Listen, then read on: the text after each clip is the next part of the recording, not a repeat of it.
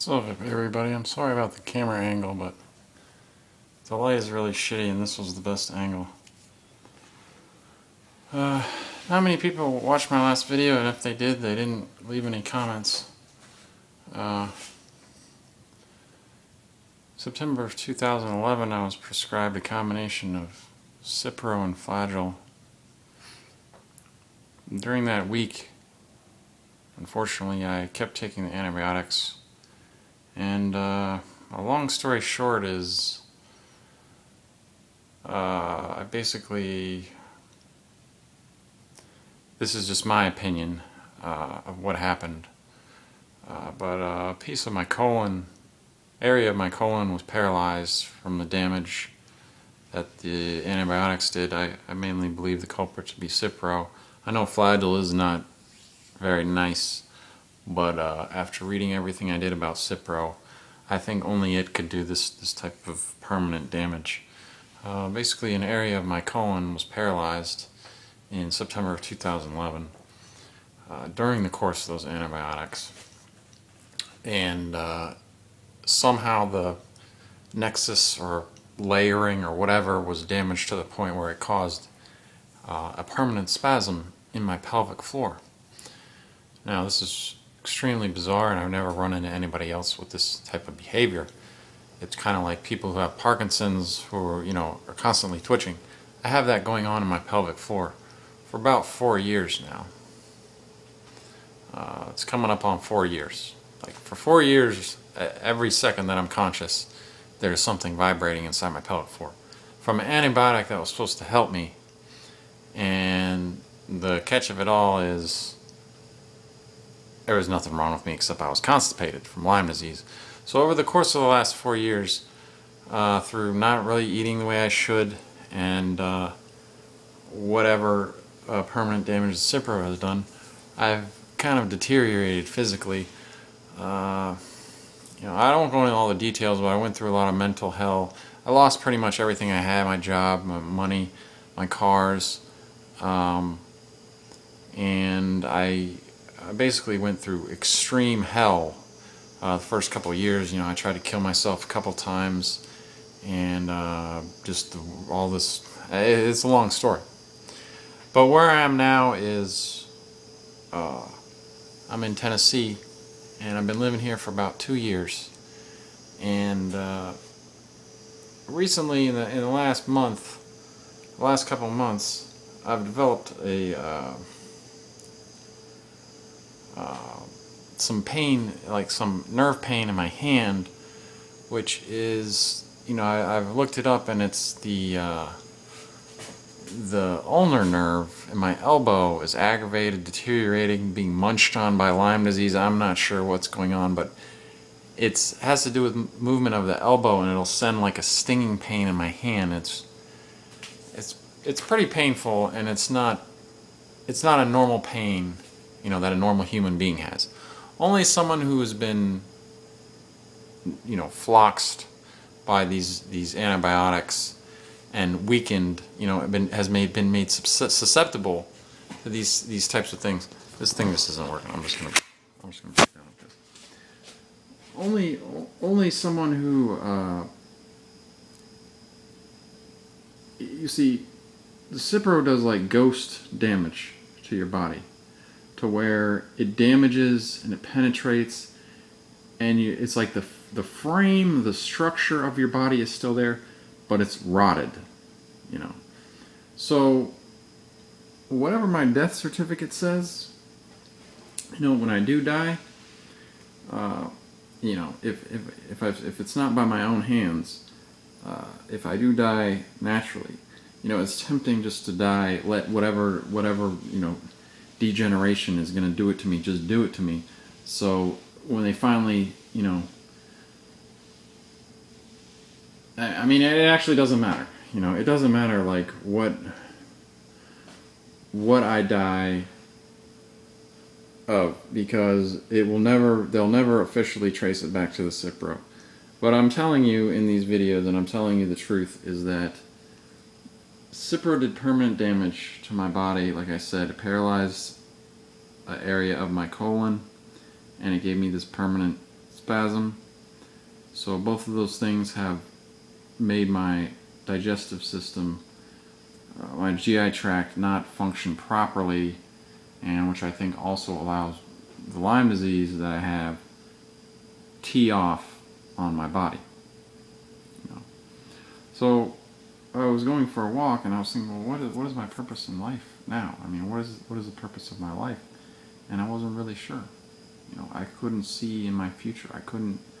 I had no vision. Like I never had really too much of a vision before, but it didn't matter because I was healthy and there was all these things that were possible. But now I don't know what the future holds for me. As I'm sure a lot of people out there who have been flocks, they don't know what the future is going to hold. They don't really have much of a vision, except for, you know, it doesn't look good. You know, when nothing looks good when your health is deteriorating. You know, with my elbow, I have pain in my back, I have pain in my neck. I have a lot of new physical things that are just getting worse. You know, my gallbladder, about 6 months ago, my gallbladder started hurting, gallbladder area. And now my stomach, like the last week or so, my stomach has started hurting. There's all these physical things creeping up. And it's kind of like, I have to make another stand, you know, over this summer. I have to just bite the bullet and try to eat healthy, like, you know, even healthier, and see if that does anything, you know. But as far as my vision of what the future holds, it's hard, you know. I don't see myself living very long, like either through just, you know, exiting myself because I'm sick of the, you know, of increasing pain, or just something creeping up on me real quick and just taking me out. And when something creeps up on you, when you have physical problems, like when your heart starts, like if your heart starts beating really fast, if all of a sudden you have super pain in your gallbladder, your natural human instinct is to survive. You know, so you want to live at that point. So that's the weird thing about suicide is, I mean, it's just kind of a waste to think about it. You know, you either are not going to do it. But the weird thing is, like, you don't want to do it when you're in a lot of pain. I think when you're in a lot of pain for an extended period of time, it becomes easier to do it. But when you're in pain and increasing pain, it just seems like it makes your will to live increase, you know. So it's almost better to do it before it gets really bad. I don't know how much sense that makes, but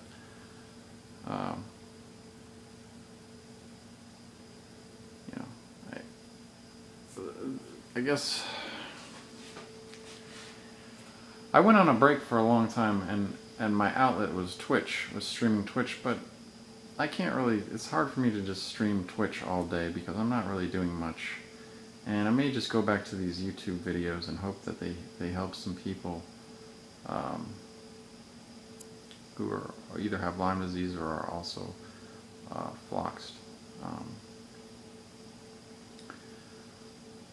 I just wanted to get that off my chest, you know, that I was walking around and I was thinking, well, what is my vision for my life and myself and my future? And it's just hard to have that kind of vision when your health is deteriorating, you know.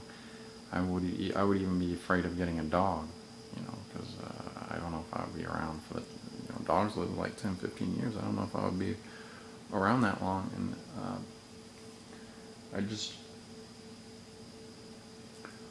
there's things that I have to do, you know, during the day. Another thing that I was thinking of is my imagination your imagination kind of gets linked to your heart, you know. Like when you imagine something that could have been, and it seems so much better than your reality, it's heartbreaking. You know, it makes you sad. It's very heartbreaking, and it's not a place you want to be. But my imagination will want to go there from time to time, and I have to stop it. You know? As indulgent as it is, you know, like it's like a primal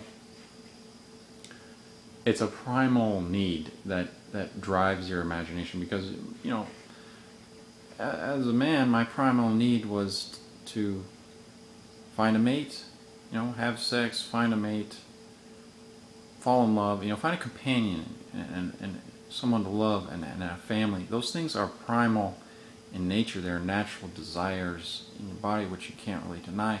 But when they're not possible, you have to stop them, because they'll only harm you. Like, you know, and the reason I said that they're not possible is because I can't do it in this state. I can't do it with my health declining, and I can't have what I can't have what I want, and I can't be who I really want to be. You know what I mean? Like,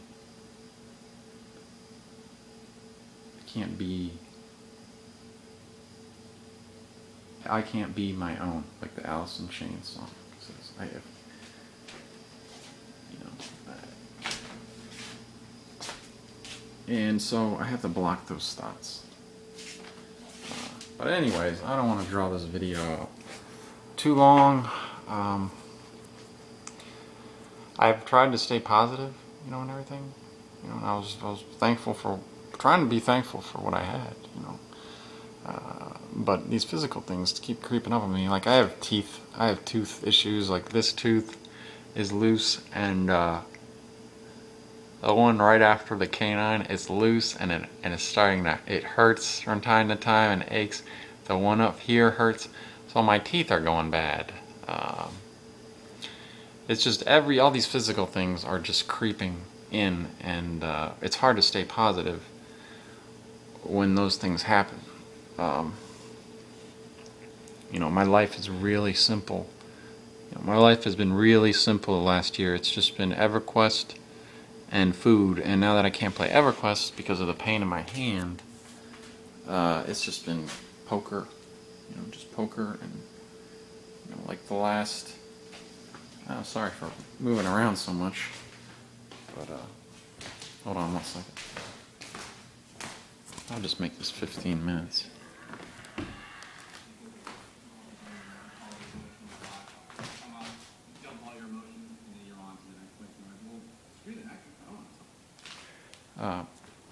Yeah, so my life has just been poker, and you know, poker and the computer. And honestly, like, if I was healthy, you know, if I got healthy, like, somehow, and I didn't have much pain, all I would really want, like, is to complete my life, or to live a livable life, would be probably be like a dog. Just be like, oh, I just have a dog, and maybe, you know, my fatherly instinct, I could just, like, I don't know, you know, enjoy somebody else's kids or some shit like that. You know, it's just, it's fine. You know, if I was healthy, it would be fine. But I can't even achieve that, so I have to kind of distract myself from what seems to be impending physical issues. I'm sorry for this camera movement. I know it's kind of annoying. I need to find a place to get the camera. But